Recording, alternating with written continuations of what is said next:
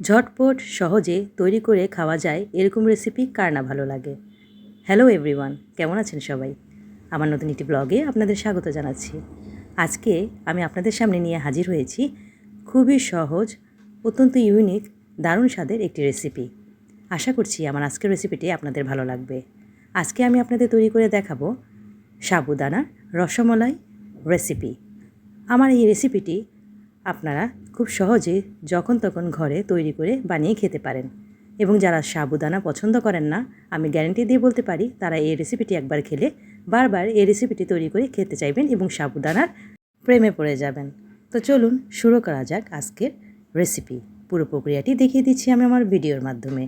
প্রথমে এখানে আমি যেহেতু সাবুদানার রসমালাই তৈরি করব, তাই মূল উপকরণ রাখছি আমার এখানে সাবুদানা। এখানে আমি প্রায় 1 কাপের মতো সাবুদানা নিয়েছি। আপনারা আপনাদের প্রয়োজন অনুযায়ী উপকরণগুলো বাড়িয়ে অথবা কমিয়ে নিতে পারেন। আমি একটি মিক্সিং বোলে 1 কাপ পরিমাণে সাবুদানা নিয়ে নিলাম।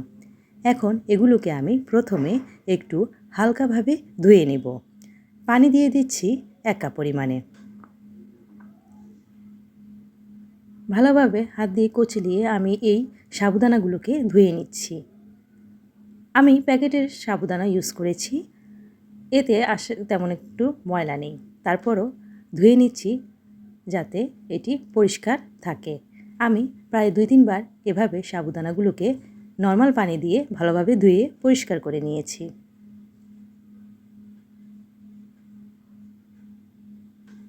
দেখতে পাচ্ছেন আমি কিভাবে পরিষ্কার করে নিয়েছি। পানি ঝরিয়ে নিচ্ছি সাবুদানাগুলোর।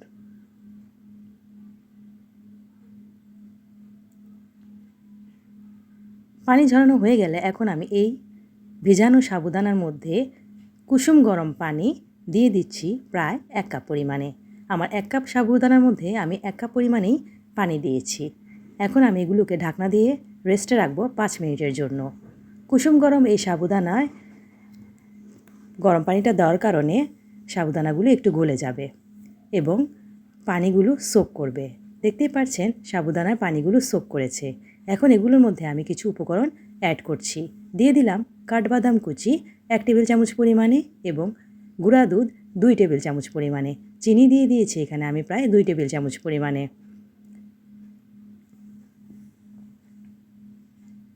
এখন সবগুলো উপকরণের সাথে আমি সাবুদানাকে ভালোভাবে হাত দিয়ে কচলিয়ে মিশিয়ে নিচ্ছি। একটু পানি পানি থাকলে আপনারা ঘাবড়াবেন না, কেননা এই কচলানোর পর গুঁড়া দুধের এইগুলো আরও একটু টেনে যাবে। আমি ভালোভাবে সবগুলো উপকরণের সাথে সাবুদানাগুলোকে মিশিয়ে নিয়েছি। এখন এগুলোকে আবারও রেস্টে রাখবো প্রায় 5 মিনিটের মতো। 5 মিনিট পর ফিরে আসছি। দেখতেই পাচ্ছেন কতটা ঘন হয়েছে। এ পর্যায়ে যদি আপনাদের মনে হয় আপনাদের সাবুদানায় কিছুটা পানি রয়ে গেছে, আপনারা চাইলে আরও একটু গুঁড়া দুধ অ্যাড করে ভালোভাবে মিশিয়ে নেবেন এবং একটু ঘন করে নেবেন। দেখতে পাচ্ছেন আমার এই মিশ্রণটি প্রায় তৈরি হয়ে গেছে।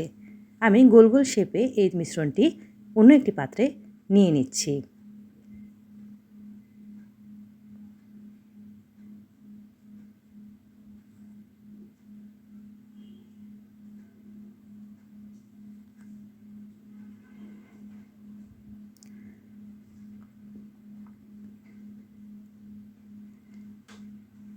এভাবে আমি সবগুলো তৈরি করে নিয়েছি।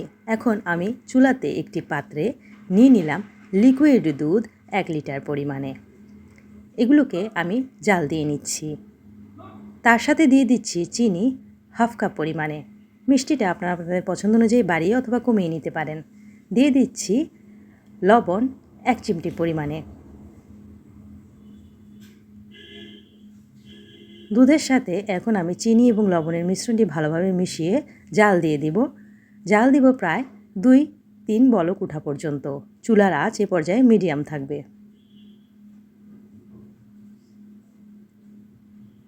দুধগুলো জাল দিয়ে যখন প্রায় একটু ঘন হয়ে আসবে, এ পর্যায়ে আমি এগুলোর মধ্যে দিয়ে দিব ভ্যানিলা এসেন্স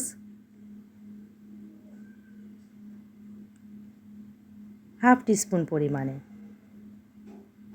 আপনারা চাইলে এই পর্যায়ে এলাচের গুঁড়া বা অন্য কোনো ফ্লেভার অ্যাড করতে পারেন। আমি ভ্যানিলা এসেন্স দিয়ে দিলাম। এখন তার মধ্যে দিয়ে দিচ্ছি সাবুদানার লাড্ডুগুলো। ছোট ছোট গোল গোল শেপে দিয়ে দিয়েছি এবং হালকাভাবে নেড়েচেড়ে উল্টে পাল্টে দিচ্ছি। এক পাশ হয়ে আসলে 2 মিনিটে জাল দেওয়ার পর অন্য পাশ উল্টে দিচ্ছি।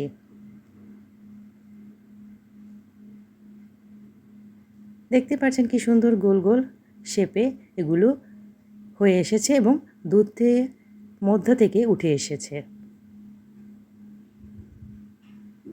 দুধের এই মিশ্রণ থেকে এগুলো ভেসে উঠে হয়ে এসেছে। আমি এগুলোকে প্রায় জাল দিব 2-3 মিনিট, যেন পুরোপুরি সাবুদানাগুলো ভেতর থেকে হয়ে আসে। নামানোর আগে আমি উপর থেকে ছড়িয়ে দিচ্ছি নারকেল কোড়া। এখানে আমি প্রায় 1 টেবিল চামচ পরিমাণে নারকেল কোড়া দিয়ে দিয়েছি। বলক তুলে নিব আরও 2-3 মিনিট, তারপরে চুলা থেকে নামিয়ে নিয়েছি। ঠান্ডা করে পরিবেশন পাত্রে পরিবেশন করছি। উপর থেকে আমি নারকেল কোড়া এবং কাঠবাদাম কুচি দিয়ে পরিবেশন করে নিলাম। ব্যাস তৈরি হয়ে গেল আমার অত্যন্ত সুস্বাদু, ঝটপট, সহজে তৈরি করে খেয়ে নেওয়ার মতো সাবুদানার রসমালাই। আশা করছি আমার এই সাবুদানার রসমালাইটি আপনাদের ভালো লেগেছে। অবশ্যই বানিয়ে খাবেন, ভালো লাগবে এটি আমি বলতে পারি গ্যারেন্টি দিয়ে। আমার রেসিপিটি ভালো লাগলে আমার চ্যানেলটিকে সাবস্ক্রাইব করবেন, লাইক, কমেন্ট, শেয়ার দিতে ভুলবেন না। পরবর্তীতে হাজির হব নতুন কোনো ইউনিক মজাদার রেসিপি নিয়ে। আমি একটি সাবুদানা আপনাদেরকে কেটে দেখাচ্ছি কতটা তুলতুলে নরম এবং সফট হয়েছে। খেতেও দারুণ হয়েছে, দেখতে যেমন আকর্ষণীয় হয়েছে, খেতেও দারুণ হয়েছে। আপনারা অবশ্যই বানিয়ে খাবেন, তাহলেই বুঝতে পারবেন আমি কতটুকু সত্যি বলছি কথাগুলো। আজকের মতো বিদায় নিচ্ছি, ভালো থাকবেন সবাই, আল্লাহ হাফেজ।